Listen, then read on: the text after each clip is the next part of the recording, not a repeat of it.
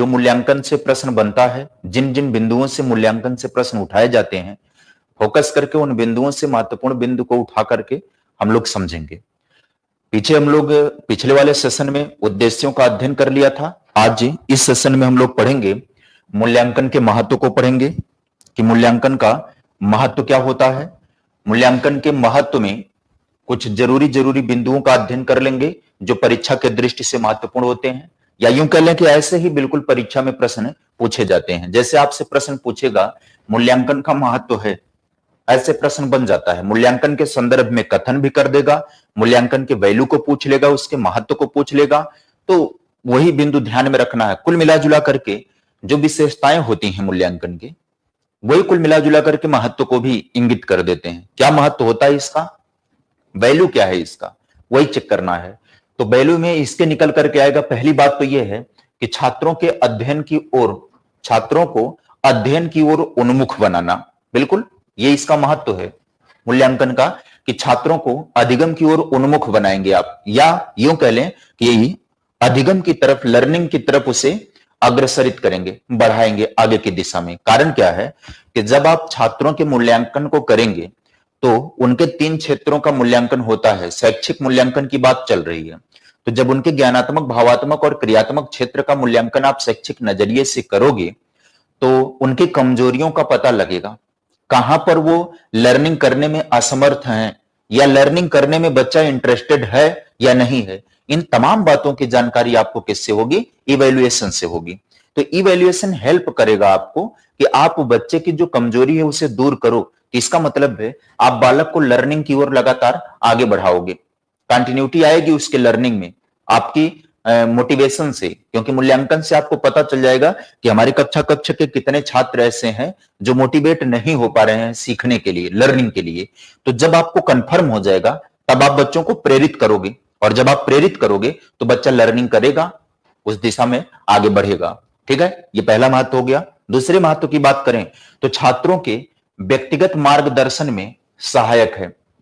व्यक्तिगत समस्याएं भी होती हैं छात्रों की, आप एक मनोवैज्ञानिक के व्यवहार में भी रहोगे, यानी आप परामर्शदाता की भी भूमिका में रहोगे, आप निर्देशक की भी भूमिका में रहोगे, निर्देशन भी करोगे बच्चों का कक्षा में, या विद्यालय परिवेश की बात करें तो व्यक्तिगत जो समस्याएं बालक की है, आप उन समस्याओं, उन कठिनाइयों को दूर करके बालक का व्यक्तिगत मार्गदर्शन भी करेंगे।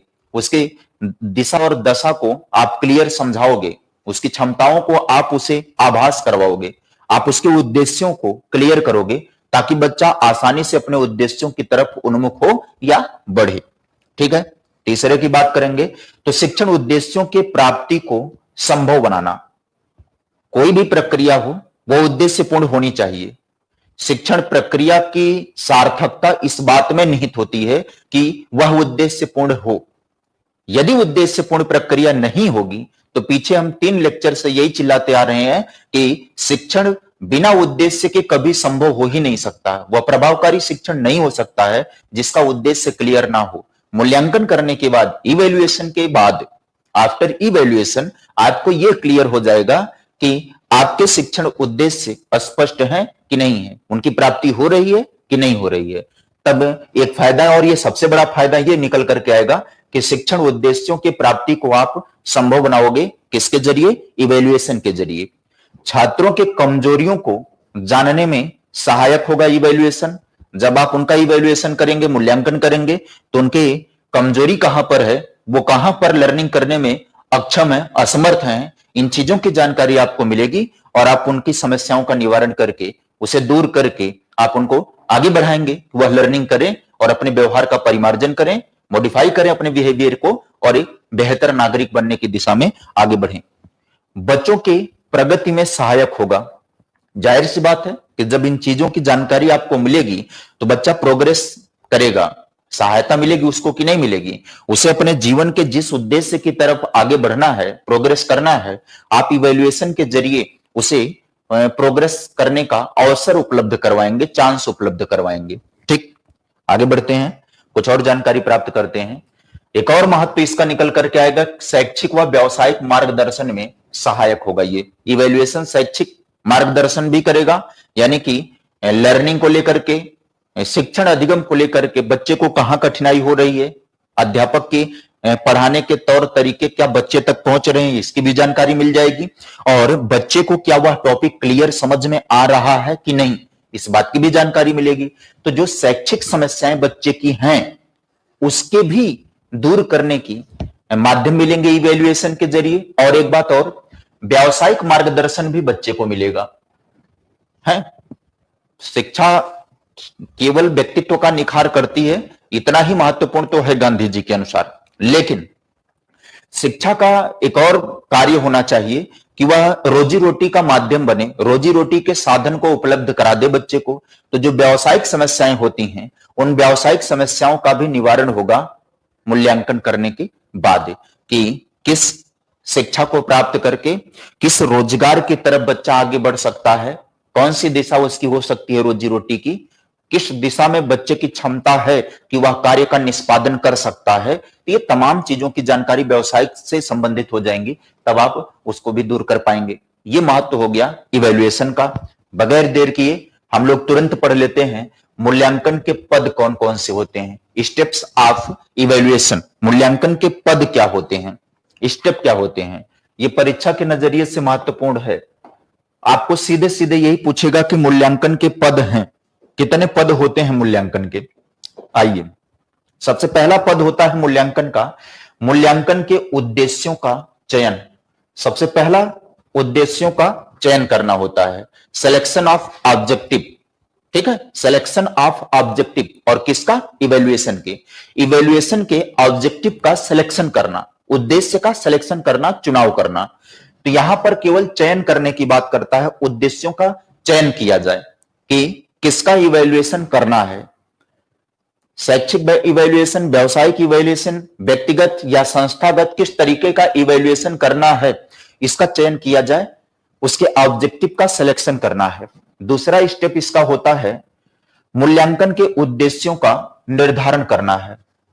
मूल्यांकन के उद्देश्यों का निर्धारण करना यानी कि सिलेक्शन करना और निर्धारण करने का अंतर क्या होता है, यह मैं आपको समझा देता हूं।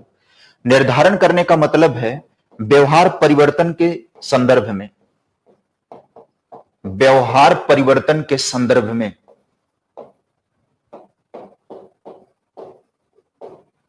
व्यवहार परिवर्तन के संदर्भ में, यानी कि लर्निंग के संदर्भ में। जब बच्चे के लर्निंग के संदर्भ में आप इवैल्यूएशन करोगे तो उसका निर्धारण किया जाएगा कि किन किन क्षेत्रों में आप उसके व्यवहार के परिवर्तन का मूल्यांकन करेंगे, तब यह मूल्यांकन का निर्धारण हो जाएगा। अगली बात की चर्चा करते हैं, तो मूल्यांकन प्रविधियों का चयन करेंगे। आप किस तकनीकी से आप इवैल्यूएशन करोगे, तो उसकी टेक्निक का निर्धारण करना जरूरी है कि आप कितनी तकनीकियों का प्रयोग करोगे, यह सब पहले कर लेना होगा। ये शुरुआती योजनाएं होती हैं। किसी भी कार्य की सफलता इस बात में भी डिपेंड करती है कि उस कार्य को करने से पहले आप उस कार्य को सिद्ध करने के लिए जो आवश्यक उपकरण होंगे, आवश्यक रणनीतियां होंगी, आप उसमें कितनी तैयारी किए। तो इवैल्यूएशन करने के पूर्व की यह प्रक्रिया होती है, काफी इवैल्यूएशन के संपूर्ण प्रक्रियाओं को, योजनाओं को पहले ही तैयार कर लो। तो जब इवैल्यूएशन की योजनाओं को आप तैयार करोगे, उसकी कार्य नीतियां आप जब बनाओगे, तो उसकी कार्य नीतियों को बनाने में उसके पदों का चयन करना जरूरी हो जाता है। तो उद्देश्यों का चयन करना, उद्देश्यों का निर्धारण करना और मूल्यांकन प्रविधियों का चयन करना कि किस तकनीकी से आप इवैल्यूएशन करोगे, इवैल्यूएशन की टेक्निक की जानकारी आवश्यक हो जाएगी। और अगला पद होता है मूल्यांकन प्रविधियों का प्रयोग करना। जिन तकनीकी का निर्धारण आप करोगे उन तकनीकियों का फिर प्रयोग करना, और जब तकनीकियों का प्रयोग करेंगे आप, तो तकनीकियों के प्रयोग के बाद आपको परिणाम प्राप्त होगा, रिजल्ट प्राप्त होगा। तो यानी कि ये वाला पद जो हो जाएगा, ये पद हो जाएगा मूल्यांकन प्रविधियों का प्रयोग करना तथा परिणाम की प्राप्ति करना। और जब परिणाम, रिजल्ट की प्राप्ति कर लेंगे इवैल्यूएशन करके, तब परिणामों की व्याख्या करना। व्याख्या करने का मतलब क्या है कि उसके विषय में तमाम चीजों को ध्यान देना, गुण और दोषों का विवेचन करना कि बच्चे का शैक्षिक मूल्यांकन करने के बाद क्या रिजल्ट मिला, वो रिजल्ट क्यों मिला, उसके पीछे कमी क्या रही, अगर कमी है तो उसे और बेहतर कैसे बनाया जा सकता है। इन तमाम बातों की जानकारी जब आपको मिलेगी तब यह अंतिम पद हो जाएगा इवैल्यूएशन का, परिणामों की व्याख्या करना। ये तो हो गया मूल्यांकन के पदों की बात हमने कर दिया। अब हम यहां पर पढ़ लेते हैं थोड़ा सा मूल्यांकन के गुण कौन कौन से होते हैं, यहां से भी परीक्षा के प्रश्न पूछे जाते हैं। मूल्यांकन के गुण, कैरेक्टर ऑफ इवैल्यूएशन, मूल्यांकन के गुण की बात करते हैं। आइए, मूल्यांकन के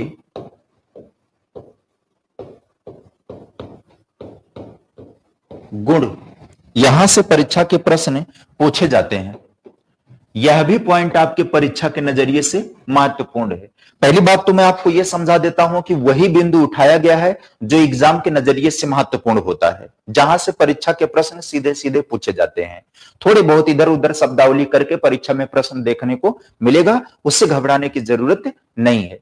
मूल्यांकन के गुण में सबसे पहला गुण मूल्यांकन का होता है वैधता। सबसे पहला गुण होता है मूल्यांकन का वैधता, जिसको कहते हैं। वैधता का मतलब वैलिडिटी। जिस उद्देश्य का मूल्यांकन करना हो, उस उद्देश्य का मूल्यांकन यदि हो जाता है, तब उन साधनों या उपकरणों को वैध कहा जाता है। मूल्यांकन वैलिड होना चाहिए, वैध होना चाहिए। वैध कैसे होगा? तो कह रहा कि जिन साधनों, जिन उद्देश्यों का मूल्यांकन करना होता है, जिन उद्देश्यों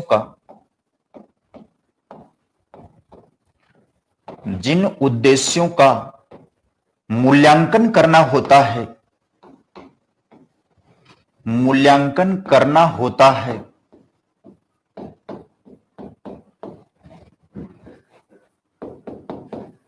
यदि उनका मूल्यांकन हो जाता है, उनका मूल्यांकन हो जाता है, मूल्यांकन हो जाता है, तो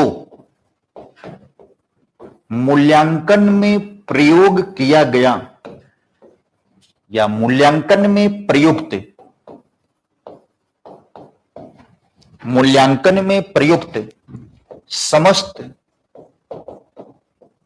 उपकरण एवं तकनीकियों को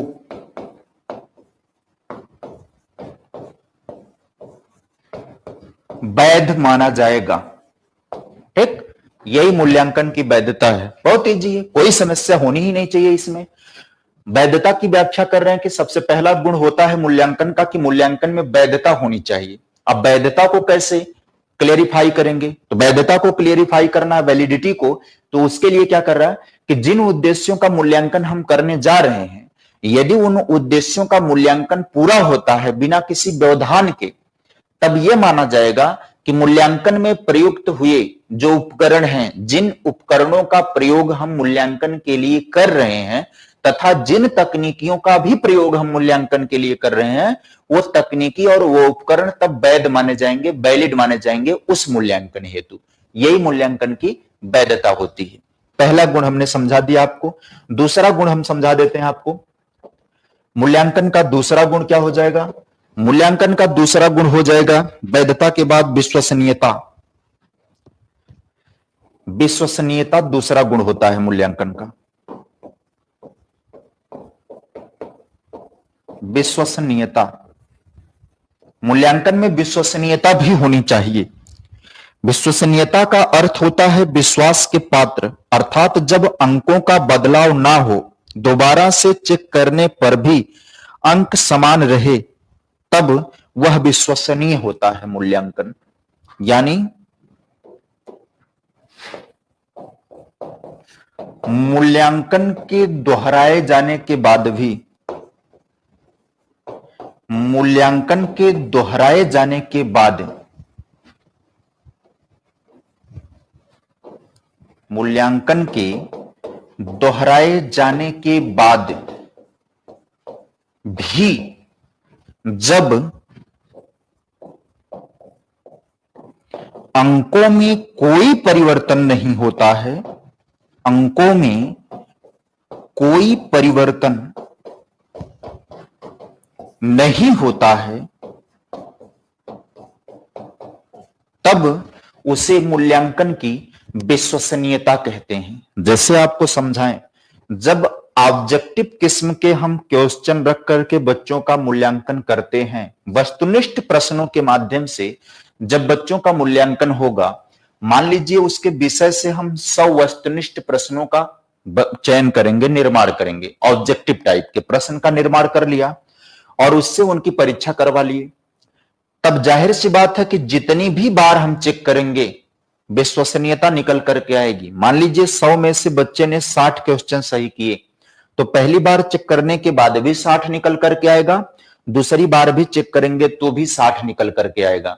यानी कि मूल्यांकन के वैधता विश्वसनीयता को ही ध्यान में रख करके प्रश्नों के प्रकार निर्धारित किए गए हैं। मुक्त उत्तरी प्रश्न, निबंधात्मक प्रश्न। तो जो निबंधात्मक प्रश्न होते हैं, थ्योरेटिकल क्वेश्चन जिसको बोलते हैं, जिसमें व्याख्यात्मक तरीके से लिखा जाता है, उस प्रश्न में विश्वसनीयता की कमी होती है कि हो सकता है कि निबंधात्मक रूप में या डेरिवेशनल रूप में आपने लिखा कुछ, ठीक है, बहुत व्याख्यायित करके आपने एक प्रश्न का उत्तर दिया, हम उसको चेक करने के लिए बैठे, हमारा नजरिया और आपका नजरिया दोनों का टैली नहीं किया, तो हम अपने अकॉर्डिंग आपका उत्तर सही नहीं मान करके आपके अंकों में कमी कर देंगे, कुछ विश्वसनीयता की कमी हो जाएगी कि कोई व्यक्ति चेक कर रहा है जिसके भाव और विचार आपके भाव और विचार के जैसे हो गए लगभग, तो वह आपके लिखे गए जितने भी तरीके हैं, जो कुछ भी व्याख्या में प्रस्तुत किया है, उसको अच्छा लगेगा तो वो अच्छा नंबर दे देगा। कोई दूसरा अगर चेक करवाया जा रहा है, किसी दूसरे से मूल्यांकन करवाया जा रहा है, तो पता लगे कि उसको आपका भाव विचार अच्छा नहीं लगा उस मुद्दे पर, तो वो आपका नंबर कम कर देगा। तो ज्यादातर मूल्यांकन की जो विश्वसनीयता होती है वो ऑब्जेक्टिव टाइप के प्रश्नों में ही देखने, ठीक है। आगे हम लोग प्रश्नों के प्रकार की चर्चा करेंगे और विश्वसनीयता की चर्चा भी करेंगे कि किसमें विश्वसनीयता ज्यादा हो सकती है। इसके बाद एक तीसरी विशेषता यहां पर निकल करके, एक तीसरा गुण इसका निकल करके आता है वस्तुनिष्ठता, ऑब्जेक्टिविटी। ऑब्जेक्टिविटी का मतलब होता है मूल्यांकन पक्षपात रहित होता है, उत्तर के लिए लिखित आधार पर ही मूल्यांकन होता है, ना कि परीक्षा के दृष्टि के आधार पर। वस्तुनिष्ठ प्रश्नों में या वस्तुनिष्ठता में प्रश्न का अर्थ स्पष्ट होता है, उसमें कोई भी भ्रांति नहीं होती है। यानी कि मूल्यांकन का एक और गुण होता है कि मूल्यांकन में वस्तुनिष्ठता होनी चाहिए, मूल्यांकन में वस्तुनिष्ठता होनी चाहिए।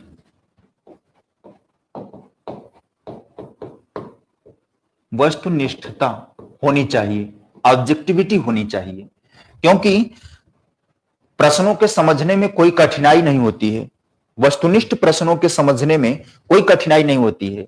यदि ऑब्जेक्टिविटी का लक्षण होगा मूल्यांकन में, तो उसमें कोई समस्या नहीं होगी, वही हर बालक समझेगा।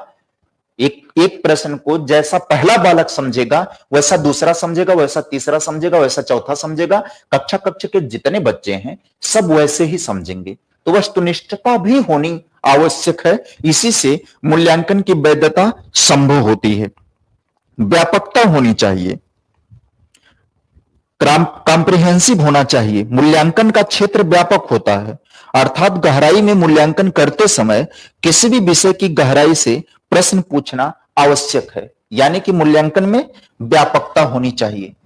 एक और गुण होता है मूल्यांकन में व्यापकता होनी चाहिए, व्यापकता भी इसका एक गुण है, क्योंकि विषय की गहराई की जानकारी भी इवैल्यूएशन में होनी चाहिए। अब मान लीजिए 100 बच्चों को आपने बैठाया, मूल्यांकन का हिस्सा बनाया 100 बच्चों का, अब इसमें से 50 बच्चों से आप विषय में ऊपर ऊपर से जानकारी प्राप्त कर लेते हैं, 50 बच्चों से विषय में ऊपर ऊपर से जानकारी प्राप्त कर लेते हैं, और 50 बच्चों से आप विषय के गहराई में भी जाकर के सवाल पूछ रहे हैं, तो मूल्यांकन तो डिस्टर्ब हो जाएगा कि नहीं हो जाएगा, दोनों की क्षमताओं में अंतर आपको मिलने लगेगा। तो मूल्यांकन की एक और विशेषता होनी चाहिए कि कॉम्प्रिहेंसिव होना चाहिए मूल्यांकन। मूल्यांकन चूंकि एक व्यापक प्रक्रिया है, इसलिए इस व्यापक प्रक्रिया को व्यापक बनाने की दिशा में भी प्रयत्न करना चाहिए, और विषय का गहराई से मूल्यांकन करने के लिए विषय में गहराई से भी प्रश्न उठाए जाने चाहिए, ये इसकी व्यापकता को सिद्ध करेंगे। ठीक है, एक और गुण होता है मूल्यांकन का, उसके बाद व्यापकता के बाद उपयोगिता होती है, यूजफुलनेस। अच्छा मूल्यांकन हमेशा जीवन के लिए उपयोगी होता है, यह व्यवहारिक होता है तो प्रशिक्षण एवं जीवन में उपयोग किया जाता है। यानी मूल्यांकन की एक और विशेषता होनी चाहिए, मूल्यांकन की उपयोगिता होनी चाहिए। मूल्यांकन की उपयोगिता होनी चाहिए, यानी कि जो मूल्यांकन किया जा रहा है वह मूल्यांकन यदि विश्वसनीय है तो जब मूल्यांकन की विश्वसनीयता को सिद्ध कर दिया जाएगा तब वो उस मूल्यांकन का उपयोग भी किया जाए, वह उपयोगी भी होना चाहिए। प्रशिक्षण में भी इसका प्रयोग किया जाना चाहिए और जीवन में भी इसका उपयोग किया जाना चाहिए। यदि मूल्यांकन में विश्वसनीयता दिखी तो विभेदीकरण होना चाहिए। मूल्यांकन का एक और गुण है डिफरेंशिएशन होना चाहिए। मूल्यांकन में बच्चों में विभेद कर सकने की क्षमता होनी चाहिए। विभेदीकरण एक इसका और गुण होना चाहिए। मूल्यांकन में बच्चों के बीच डिफरेंस को क्लियर करने की क्षमता होनी चाहिए। बच्चों के बीच जो डिफरेंस होता है, जो अंतर होता है, उसको स्पष्ट करने की क्षमता मूल्यांकन में होनी चाहिए। मूल्यांकन में बच्चे के विभेद कर सकने की अगर क्षमता होगी तो बच्चों का मूल्यांकन निष्पक्ष रूप से होगा। यदि बच्चों के बीच का अंतर मूल्यांकन क्लियर करता है तभी मूल्यांकन में निष्पक्षता होगी। निष्पक्ष तरीके से बच्चों का मूल्यांकन तभी संभव है। तो ये हमने गुणों की बात कर दी। मूल्यांकन के कितने गुण होते हैं? वैधता होता है, विश्वसनीयता होता है, दिमाग में बैठाइएगा, वैधता, विश्वसनीयता, वस्तुनिष्ठता, व्यापकता, उपयोगिता, विभेदीकरण। प्रश्न बनेगा मूल्यांकन के गुण होते हैं या मूल्यांकन का गुण नहीं है, इस टाइप का प्रश्न बनेगा तो इसी में से विकल्प बनाएगा। आपसे उम्मीद करता हूं कि आप अपने मस्तिष्क में इसको बैठा लेंगे कि मूल्यांकन की वैधता होनी चाहिए, मूल्यांकन में विश्वसनीयता होनी चाहिए और मूल्यांकन की वस्तुनिष्ठता होनी चाहिए, ऑब्जेक्टिविटी होनी चाहिए, कॉम्प्रिहेंसिव होना चाहिए, यूजफुल होना चाहिए और डिफरेंशियल होना चाहिए। विभेदीकरण करना आता हो मूल्यांकन में। ये तो मूल्यांकन का हमने समझा दिया आपको, गुण मूल्यांकन के गुण हो गए। इसके बाद मूल्यांकन के गुण के बाद हम आपको समझा देते हैं, यहां पर थोड़ी सी चर्चा कर देते हैं, प्रश्नों के प्रकार की बात कर देते हैं। क्योंकि मूल्यांकन करते समय जब मूल्यांकन के गुणों का निर्धारण हम कर रहे हैं तो मूल्यांकन के गुणों का निर्धारण करेंगे, उसकी वैधता, उसकी विश्वसनीयता, उसकी उपयोगिता, उसके विभेदीकरण को तभी स्पष्ट किया जा सकता है जब हम प्रश्नों के प्रकार को समझ लें कि कौन से प्रश्न रख करके मूल्यांकन करने होते हैं। तो एक पॉइंट और हम लोग पढ़ लेते हैं, प्रश्नों के प्रकार। यह आपके सीटेट के सिलेबस में है। प्रश्नों के प्रकार, कितने प्रकार के प्रश्नों को आधार बनाया जाना चाहिए मूल्यांकन के लिए? तो मूल्यांकन के लिए जिन प्रश्नों को आधार बनाया जाना चाहिए उन प्रश्नों में एक होता है मुक्त उत्तरी प्रश्न और दूसरा होता है सीमित उत्तरी प्रश्न या बंद उत्तरी प्रश्न। मुक्त उत्तरी प्रश्न, मुक्त उत्तरी प्रश्न और एक होता है सीमित उत्तरी प्रश्न। सीमित उत्तरीय प्रश्न, ये दो प्रकार के प्रश्न होते हैं। मुक्त उत्तरी प्रश्न का मतलब होता है कि इन प्रश्नों में हमें अपने विचार प्रस्तुत करने की स्वतंत्रता होती है। जिन प्रश्नों में विचार प्रस्तुत करने की स्वतंत्रता, विचार प्रस्तुत करने की स्वतंत्रता,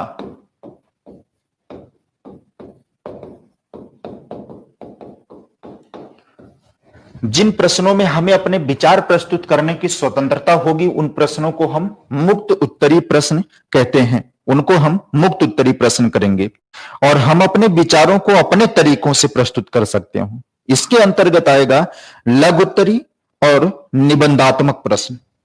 कौन कौन से आएंगे इसके अंतर्गत? लघु उत्तरी और निबंधात्मक। लघु उत्तरी प्रश्न और दूसरा प्रश्न इसके अंतर्गत आता है निबंधात्मक। ये वो प्रश्न होते हैं जिसमें आप अपने विचार अपने तरीके से प्रस्तुत कर सकते हैं। लघु उत्तरी और निबंध उत्तरी प्रश्न। दूसरे प्रश्न की बात करें जिसमें सीमित उत्तरी प्रश्न की बात करता है, तो सीमित उत्तरी प्रश्न का मतलब है कि जिसमें हम अपने विचारों को प्रस्तुत करने की स्वतंत्रता ना हो। यानी कि विचार को आप अपने अनुसार नहीं प्रस्तुत कर सकते हैं। विचार प्रस्तुत करने की स्वतंत्रता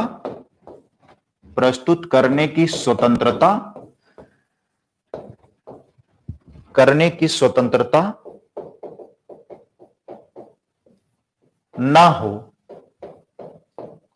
बल्कि प्रश्न से संबंधित विचार या उत्तर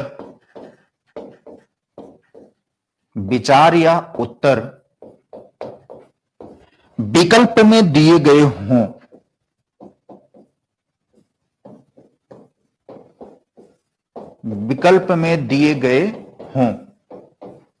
उन्हीं में से चुनाव करना हो। तो इसके अंतर्गत आ जाता है, प्रश्न के प्रकार की बात करेंगे तो इसके अंतर्गत आएगा बहुविकल्पी प्रश्न, कोई एक विकल्प जो आप चुन सकते हैं, सत्य या असत्य आ सकता है, मिलान करने वाला क्वेश्चन आ सकता है, खाली स्थान भरने वाला आ सकता है, वर्गीकृत प्रश्न आ सकता है, 5-6 शब्दों के एक समूह में से कोई एक अलग शब्द निकालने की बात करता है, व्यवस्थितीकरण पर प्रश्न आ सकता है, शब्दों को व्यवस्थित रूप से लगाने का आ सकता है। कितने प्रकार के ये हो सकते हैं, सीमित उत्तरी प्रश्न कितने प्रकार के हो सकते हैं, उसको मैं आपको समझा देता हूं अगले पेज पर। आप स्क्रीनशॉट लेना चाहो तो इसका स्क्रीनशॉट ले लो। पहला हमने समझा दिया, जब भी आप मूल्यांकन करने जाओगे तो मूल्यांकन में सबसे पहले तकनीकी का निर्धारण करोगे कि किन तरीकों का, किस टाइप का प्रश्न बना करके आप बच्चों का मूल्यांकन करोगे। तो प्रश्न के मूलतः 2 प्रकार होते हैं। पहला प्रकार होता है मुक्त उत्तरीय प्रश्न, दूसरा प्रकार होता है सीमित उत्तरीय प्रश्न।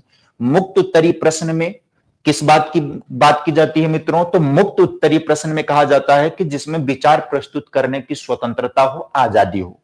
यानी कि आप जो भी प्रश्न पूछा जा रहा हो, आप अपने अकॉर्डिंग कुछ उत्तर लिख सकते हो, आप अपना विचार वहां पर प्रस्तुत कर सकते हो। तो यहां पर विचार जब आप अपना प्रस्तुत करोगे तो कितने टाइप के प्रश्न निकल करके आएंगे। तो पहला प्रश्न यहां पर निकल करके आता है लघु उत्तरीय प्रश्न का, यानी कि कुछ सीमित शब्दों में आप विचार को प्रस्तुत करोगे तो छोटे उत्तरीय वाले होंगे, लघु उत्तरीय जिसको बोलते हैं। और निबंधात्मक प्रश्न होते हैं जिसमें आप अपना विचार बहुत डेरिवेशन के साथ लिख सकते हैं, बहुत विश्लेषण व्याख्या करके आप लिख सकते हो। अच्छा, इसमें जो होता है विचार प्रस्तुत करने की स्वतंत्रता जिन प्रश्नों में होती है, वहां पर केवल चेक किया जाता है बालक की मौखिक अभिव्यक्ति, वह अंदर से कितना जानता है, उन चीजों को लिपिबद्ध करता है। जब वो लिखता है तो उसके विचार, उसके भाव को समझा जाता है चेक करके। यहां पर जो मुक्त उत्तरीय प्रश्न होते हैं, इसके मूल्यांकन की विश्वसनीयता थोड़ी सी कमजोर होती है, खतरे में होती है, लेकिन मूल्यांकन की विश्वसनीयता इनके जरिए बहुत सटीक होती है। यहां क्या होता है, सीमित उत्तरीय प्रश्नों में क्या होता है कि विचार प्रस्तुत करने की स्वतंत्रता नहीं होती है, बल्कि प्रश्न से संबंधित विचार या उत्तर विकल्प में दिए गए होते हैं। अब वो चाहे सत्य या असत्य के रूप में दिए गए हो कि निम्नलिखित के संदर्भ में सही कथन है, इस तरीके का प्रश्न पूछ सकता है। सत्य या असत्य के रूप में पूछ सकता है, 4 बातें लिख करके सत्य और असत्य का चुनाव, जो हम छोटी कक्षाओं में देखते हैं इन प्रश्नों का तरीका। मिलान करने की बात कर देता है। तो हम देख लेते हैं कि सीमित उत्तरीय प्रश्नों के प्रकार कितने होते हैं। आइए सीमित उत्तरीय प्रश्नों के प्रकार की बात करेंगे तो कुछ प्रकार हम आपको समझा देते हैं।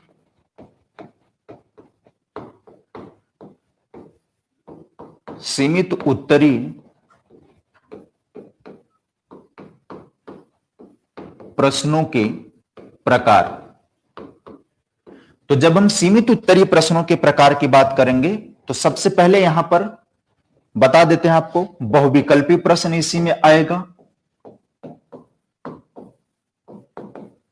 बहुविकल्पीय प्रश्नों का जो टाइप होता है वह सीमित उत्तरीय प्रश्न में आएगा कि एक कथन दे देगा, उससे संबंधित 4 विकल्प दे देगा या कई विकल्प दे देगा, 4 से ज्यादा विकल्प दे देगा, चुनना होगा, ऐसे भी हो सकता है। ए विकल्प, बी विकल्प, सी डी विकल्प, इसमें से कोई एक विकल्प का चुनाव करना होगा, या बहुत सारी बातें लिख दी जाए उससे संबंधित, यह भी बहुविकल्पी में ही आता है। जितने तरीके का क्वेश्चन आप फेस करते हो सब बहुविकल्पी होता है। प्रतियोगी परीक्षाओं में कई विकल्प दे दे, कई बातें लिख दे, कई बातें लिख करके उसके बाद कह दे ए बी सी तीनों सही हैं, बी सी दोनों सही हैं, इस तरीके का ये भी बहुविकल्पी आता है, ये भी है सीमित उत्तरी प्रश्न कहलाता है। ठीक है, तो बहुविकल्पी हो गया इसके अंतर्गत। बहुविकल्पी के बाद एक सत्य और असत्य टाइप का हो जाता है। सत्य असत्य टाइप के प्रश्न का प्रकार भी इसी में आता है। सीमित उत्तरी प्रश्न के अंतर्गत यह भी आता है। मिलान करना, सही मिलान का प्रश्न जो पूछा जाता है, सही मिलान वह भी सीमित उत्तरी होता है, बहुविकल्पी के श्रेणी में आता है। खाली स्थान की पूर्ति करना, रिक्त स्थान को भरना,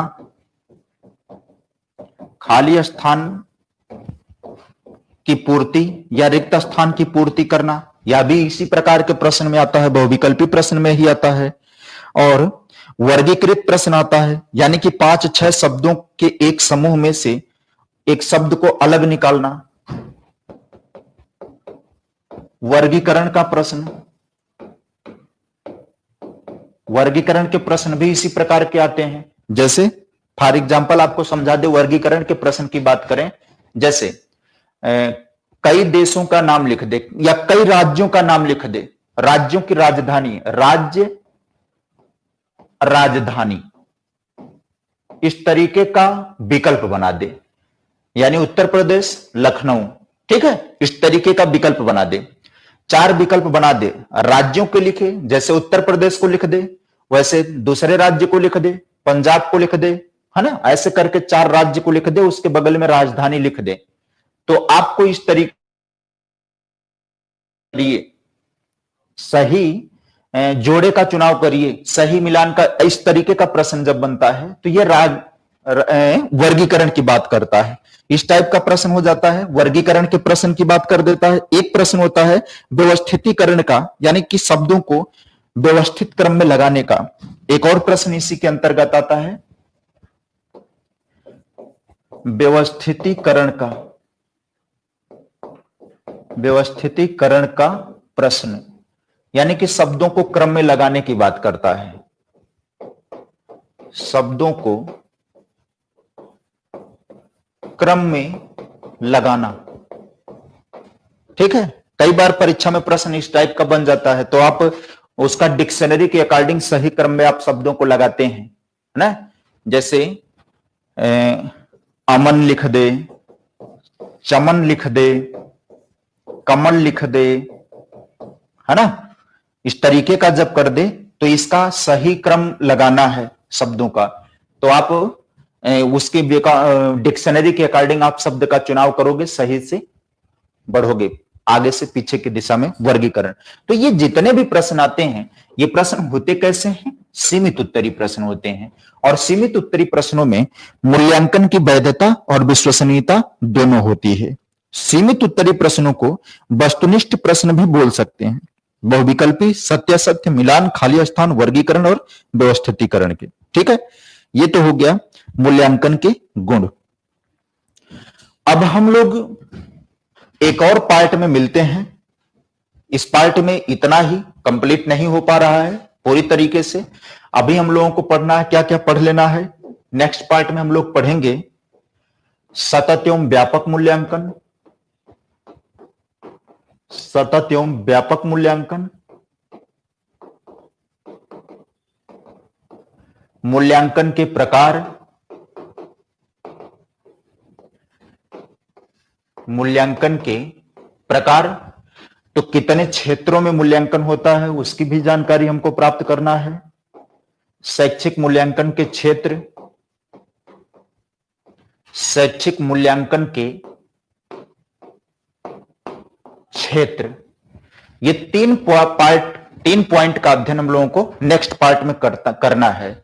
सतत एवं व्यापक मूल्यांकन, मूल्यांकन के प्रकार और शैक्षिक मूल्यांकन के क्षेत्र कितने होते हैं। जब क्षेत्र की बात करेंगे तो वही ज्ञानात्मक क्षेत्र में मूल्यांकन, भावात्मक क्षेत्र में मूल्यांकन, क्रियात्मक क्षेत्र या मनोचालक क्षेत्र में मूल्यांकन। इतनी चीजों का अध्ययन हम लोगों को करना है।